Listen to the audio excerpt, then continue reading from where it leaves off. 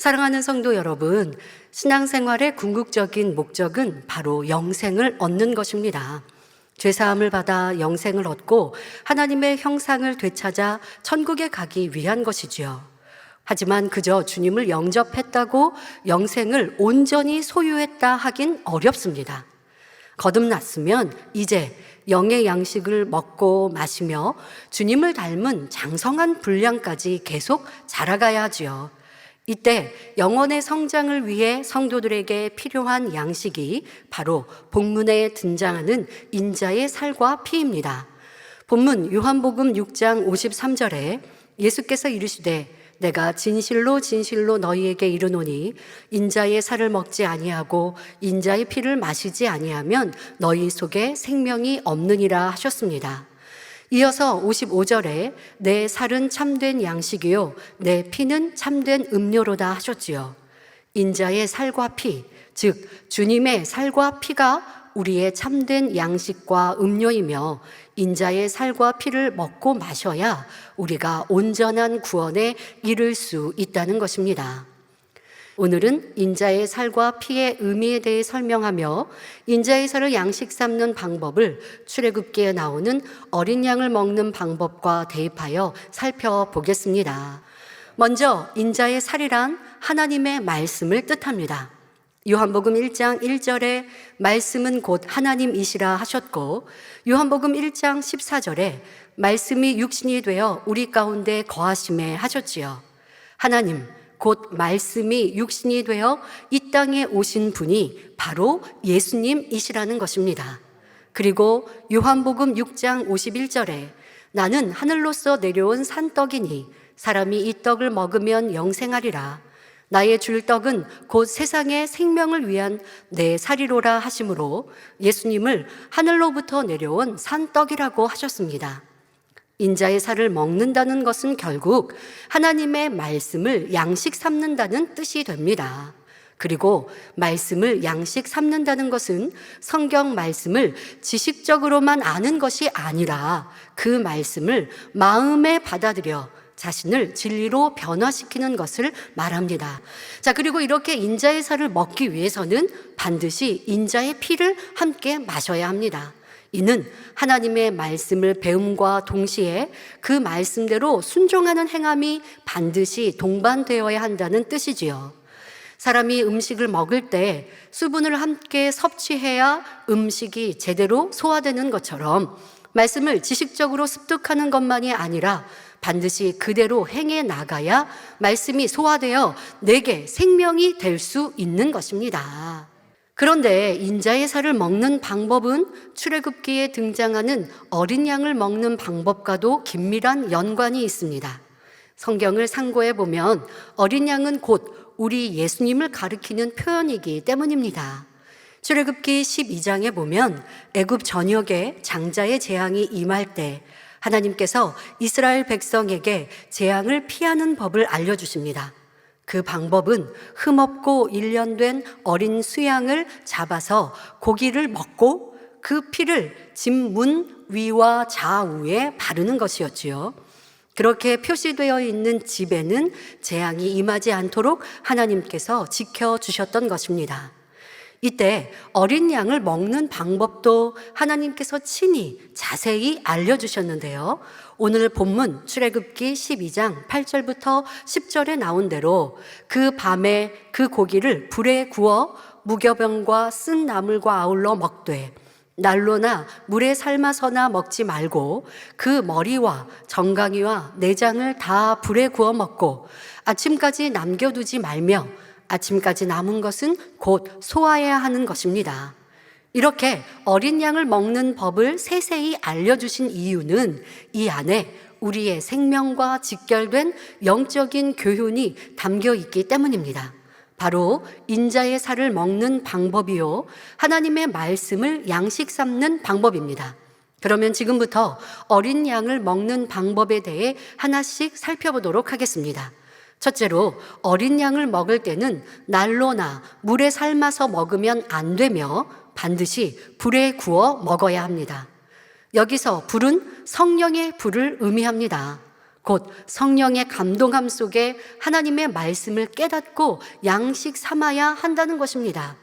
하나님 말씀은 오직 성령의 감동함을 입어서 성령이 깨닫게 해주시고 성령이 풀어주셔야 합니다. 성령의 감동으로 풀지 않고 억지로 풀게 되면 오히려 진리를 벗어나 멸망에 이르게 되지요. 억지로 푼다는 것은 본문에서 말한 대로 날로 먹는 것이나 물에 삶아 먹는 것 등을 말합니다. 여기서 하나님의 말씀을 날로 먹는다는 것은 말씀 안에 기록된 영적 의미를 깨닫지 못하고 기록된 문자 그대로 해석하는 것을 의미합니다. 어린 양을 날것으로 먹는 예를 문자 그대로 풀어서 문제가 되는 예를 몇 가지 들어보겠습니다. 마태복음 6장 6절에 너는 기도할 때에 내 골방에 들어가 문을 닫고 은밀한 중에 계신 내 아버지께 기도하라. 은밀한 중에 보시는 내 아버지께서 갚으시리라 하셨습니다. 이 말씀을 문자 그대로 풀면 기도하기 위해서는 꼭 집 안에 골방을 만들고 거기 들어가서 기도해야 하나님의 말씀에 순종하는 것이 됩니다. 영적으로 방은 사람의 마음을 의미하는데 그 중에서도 기도할 때 골방에 들어가라 하신 것은 깊은 마음 중심에서 하나님과 교통해야 함을 깨우쳐 주시기 위한 것이지요. 또 문자적으로 말씀을 풀어서 실수하는 경우, 또 잘못 가르치는 경우에 대해서 한 가지 더 예를 들어보겠습니다. 예수님께서 가나 혼인잔치에서 물로 포도주를 만드신 사건도 문자 그대로 받아들이면 어리석은 해석을 하게 됩니다. 이는 예수님의 십자가 사역을 예표하신 표적입니다. 그 안에 담긴 영적인 의미를 모르는 사람들은 예수님도 포도주를 만들어 주셨는데 술 취해도 상관없다 말하며 진리에서 벗어나는 것을 볼 수가 있습니다. 또 다른 예를 들어 고린도전서 14장 34절부터 35절에 모든 성도의 교회에서 함과 같이 여자는 교회에서 잠잠하라. 저희의 말하는 것을 허락함이 없나니 율법에 이른 것 같이 오직 복종할 것이요 만일 무엇을 배우려거든 집에서 자기 남편에게 물을 지니 여자가 교회에서 말하는 것은 부끄러운 것임이라 했습니다. 이 말씀을 문자적으로 풀면 많은 문제가 생길 것입니다. 여성들은 교회에서 잠잠해야 하니까 기도나 찬송도 소리내어 할 수 없고 앞에 나서서 어떤 사명을 감당할 수도 없게 됩니다. 그러므로 여자가 교회에서 잠잠하라 할 때 여자란 하나님의 말씀 안에 살아가는 여성도님들을 의미하는 것이 아닙니다. 남녀를 불문하고 교회는 다니지만 아직 진리 가운데 살지 못하는 사람들을 가리키지요. 여자 곧 하와가 진리 가운데 거하지 못하여 경솔하게 뱀의 미혹에 넘어가고 아담까지 범죄하게 했던 것처럼 범죄하는 속성을 가진 사람들을 칭하는 것입니다. 그럼 어린 양을 물에 삶지 말라는 것은 무엇일까요? 이는 바로 하나님의 말씀을 대할 때 다른 어떤 세상 것도 가미하지 말라는 뜻입니다.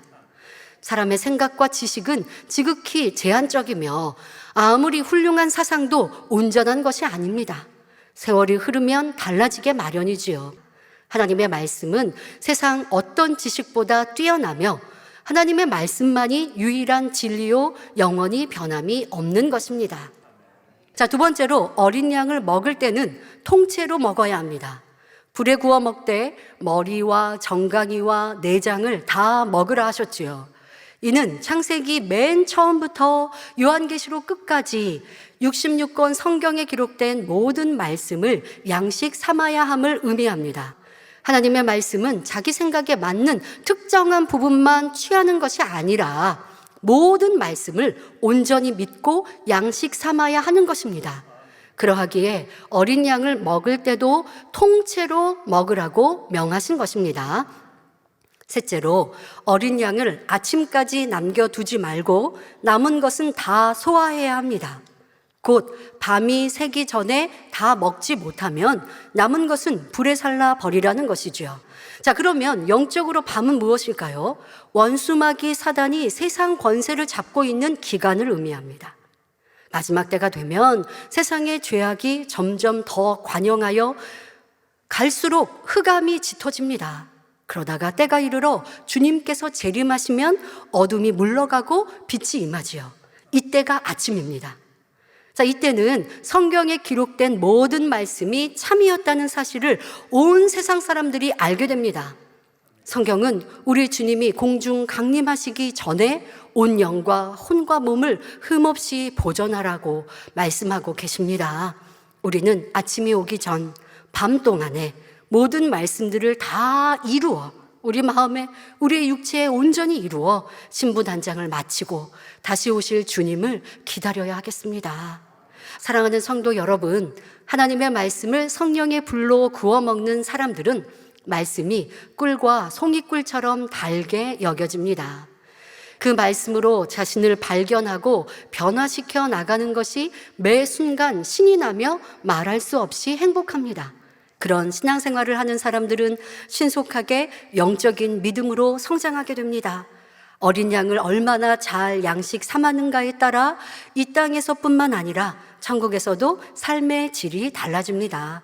그러니 우리는 하나님께서 명하신 그대로 어린 양을 불에 구워서 통째로 다 양식 삼되 주님께서 다시 오시기 전에 지금 바로 이때 신속하게 양식 삼아야 하겠습니다. 그래서 이 땅에서도 하나님께서 사랑하는 자녀들을 위해 예비하신 모든 행복을 다 누리고 장차 천국에서도 가장 영화로운 자리에 들어가는 모든 성도님들이 되시기를 주님의 이름으로 축원합니다.